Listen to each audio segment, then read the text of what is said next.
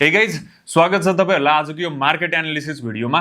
मैले समय-समयमा चाहिँ यो मार्केट एनालिसिस गर्ने गरिकिन भिडियोहरु ल्याइरहेको हुन्छु। तपाईहरु कतिले पनि नछुटाइकिन हेर्नुहुन्छ होला। भ्यालु भइरहेको छ भने लाइक गरिहाल्नुस्। र अहिले अब मार्केट चाहिँ पोजिटिभ भइराख्दाखेरि, बढिराख्दाखेरि धेरै पार्टिसिपेसन पनि छ, एक्सपेक्टेसन पनि बढी छ मान्छेहरुको। 3200 नै कट्छ भन्ने छ हैन। अब त्यो कट्दै कट्दैन, म अहिले त्यहाँ एनालिसिस गरेर तपाईहरुलाई देखाउँछु के कसो देखिन्छ। तर त्यो भन्दा पनि अर्को एउटा इम्पोर्टेन्ट कुरा चाहिँ मार्केटमा यदि रेड क्यान्डल बन्यो भने धेरै जना आत्तिन्छन् के।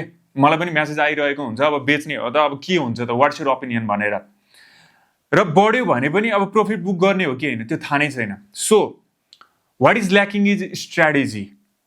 नेप्सेको बारेमा के होला कसो होला त्यो आफ्नो ठाउँमा इम्पोर्टेन्ट छ होला, तर त्यो भन्दा पनि इम्पोर्टेन्ट के हो भने आफ्नो स्ट्र्याटेजी। मैले कति बेला किन्ने, कति बेला बेच्ने, के गर्ने भन्ने कुरा चाहिँ पहिले नै क्लियर हुनुपर्छ।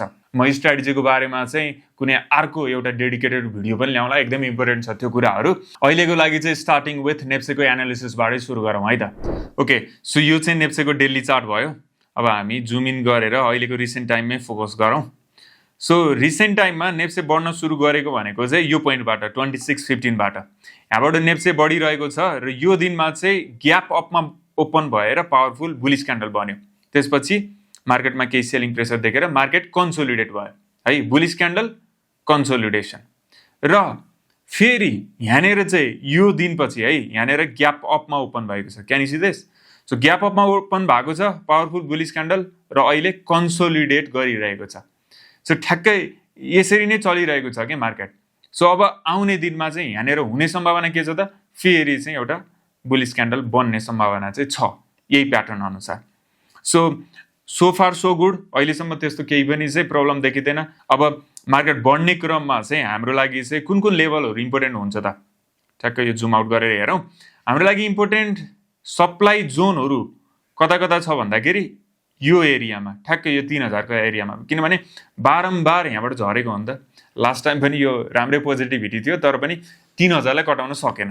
अब अहिले पनि चाहिँ यो 3000 को लेभल एप्रोच गर्दै गर्दाखेरि यतातिर चाहिँ सेलिङ प्रेसर आउन सक्छ।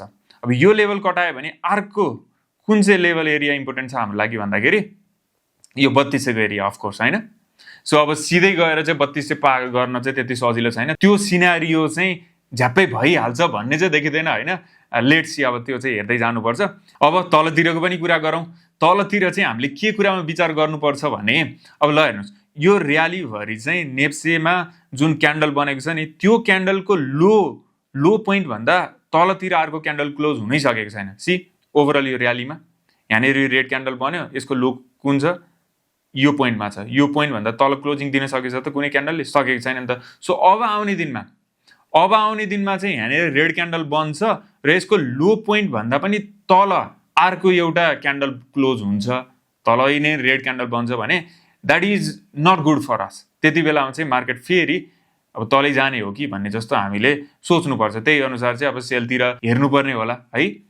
सो यो अनुसार चाहिँ तपाईहरूले नेप्सेलाई अहिले हेर्न सक्नुहुन्छ। मैले माथितिर के भयो भने कसो गर्ने कुराहरू गरिहालेँ, तलतिरको पनि कुरा गरेँ। सो यसरी नै हामीले दुवै साइडतिर अनबायस भएर हेर्नुपर्छ सकेसम्म। र आरएसआई पनि हेरौँ एकचोटि। आरएसआई को कुरा गर्ने हो भने ल हेर्नुहोस्, यहाँनिर चाहिँ ठ्याक्कै यो लेभलबाट माथि जाने क्रममा चाहिँ आरएसआई 60 मा सपोर्ट लिएको रहेछ कि। सो आरएसआई 60 ले चाहिँ सपोर्ट पनि काम गर्छ। आरएसआई को भिडियो हेर्नु भएको छैन भने हेर्नु होला, च्यानलमा अलरेडी छ। अब सेक्टर वाइज कुरा गर्नु पर्दाखेरि चाहिँ हामीले अलिकति फोकस गर्नुपर्ने सेक्टरहरू चाहिँ कुन कुन हो त भन्दाखेरि अहिले म यहाँनिर अनलिस्ट सेक्टर चुज गर्छु। सो अहिले रिसेन्टली आजको यो डेली बेसिसमा हेर्ने हो भने चाहिँ हाइड्रो पावर सबैभन्दा बढी बढेको रहेछ। सो हाइड्रो पावरमा त चाम छ नै हैन, हाइड्रो पावर मस्त बढिरहेको छ। So hydro power is good. त्यसपछि म्यानुफ्याक्चरिङमा चाहिँ अलिकति होसियार हुनुपर्छ है।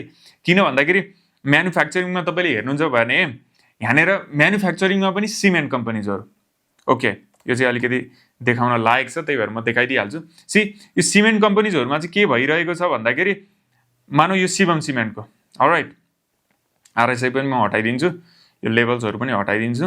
ओके, ठ्याक्कै यहाँनिर फोकस गर्नु होला। ल हेर्नुहोस्, यो रेसिस्टेन्स लेभल भयो है। अब यो रेसिस्टेन्स लेभल भन्दा माथि नै टिक्न सक्यो भने त गुड। योभन्दा तल झर्छ भने फेरि चाहिँ अब यो फेक आउट हो कि भन्ने जस्तो हामीले सोच्नुपर्छ। स्टिल पनि त्यति पोजिटिभ भइसकेको छैन यसमा। प्राइस एक्सन कस्तो गर्छ अब नेक्स्ट डेहरूमा त्यो कुरामा विचार गर्नु होला। र अर्को स्टक अब एसवाई प्यानल, मैले लास्ट टाइम ट्रेड पनि गरेको थिएँ, भिडियो पनि बनाएको थिएँ। एसवाई प्यानलमा अब फेरि यहाँ डिमान्ड क्रिएट भएको छ। तपाईँले चाहिँ प्लान गरेर सम्भावित ट्रेड पनि चाहिँ हुनसक्छ तपाईँको लागि। सो अब म यही नै इक्जाम्पल दिन्छु। स्ट्राटेजी कस्तो हुनुपर्छ त है, स्ट्राटेजी कस्तो हुनुपर्छ भने अब तपाईँले यहाँ किन्नुभयो अरे, ल मानौ यहाँनिर किन्नुभयो भने तपाईँ कहाँनिर प्रफिट बुक गर्ने त? यहाँनिर? यो त एकदमै नजिक भयो नि त, रेसिस्टेन्स यही नै छ, यो त अलिक मिलेन। त्यही भएर प्रफिट बुक गर्नको लागि चाहिँ अलिकति माथितिर तपाईँले टार्गेट राख्नुपर्छ। स्टप लस भनेको चाहिँ यसको तल हुनुभयो, ठ्याक्कै यो बुलिस क्यान्डल जहाँबाट सुरु भयो नि यो 1832 यो लेभलभन्दा तल चाहिँ स्टप लस राख्ने हो कि। सो म क्लियर भयो नि त, मेरो स्टप लस कता छ, मेरो टार्गेट कता छ, मैले कता किन्ने, ठ्याक्कै यहाँनिर किन्ने। सो यस्तो क्ल्यारिटी चाहिँ हुनु पऱ्यो कि this is how you make a strategy है। सो यो कुरामा म अर्कै एउटा डेडिकेटेड भिडियो पनि बनाउँला, स्ट्राटेजीमा के पर्छ, कसरी पर्छ, त्यो भिडियो एकदम छिटो चाहिन्छ भने कमेन्ट गर्नुहोस् है। By the way non life insurance यसरी हायर हाई बनाउँदै बढिरहेको छ, तर यसले चाहिँ यहाँनिर यो रेसिस्टेन्स अप्रोच गरेको रहेछ है। यो एरियामा एकदमै ध्यान दिनु पर्यो। यो सेक्टरमा चाहिँ यो एरिया माथि गए मात्रै चाहिँ अलिक ढुक्क हुन सक्यो, यतातिर चाहिँ न्यू इन्ट्री लिन लायक छैन यो सेक्टरमा। ब्याङ्किङ सेक्टर पनि रेसिस्टेन्स अप्रोच गरिरहेको छ। लेट्स सी है, ठ्याक्कै यो जस्तै भइरहेको छ नि त, यो रेसिस्टेन्स यहाँनिर कन्सोलिडेट भएको थियो। अब योभन्दा माथि जान सक्छ भने चाहिँ बल्ल we can target around here. New entry लिने हो भने चाहिँ ब्याङ्किङमा पनि अलिकति रिस्की भइसकेको छ, यतातिरसम्म पुग्न सक्छ माथि गयो भने। न्यू इन्ट्रीको लागि त किनभने अलरेडी यत्रो बढिसक्यो नि त है। माइक्रो फाइनेन्स बरु कम्पेरेटिभली ठिक छ। लाइफ इन्सुरेन्स झुलिरहेको छ।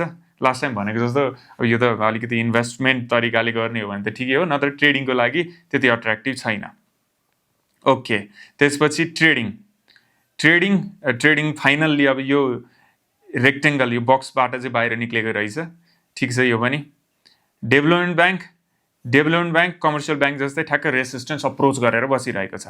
त्यही भएर यसमा पनि चाहिँ केयरफुल हुनु पर्ला, त्यति सजिलो देखिँदैन। इन्भेस्टमेन्ट ठिकै नै छ, ओके।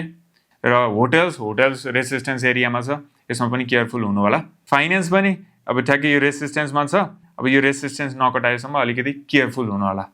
अलराइट, सो आजको लागि यही नै थियो।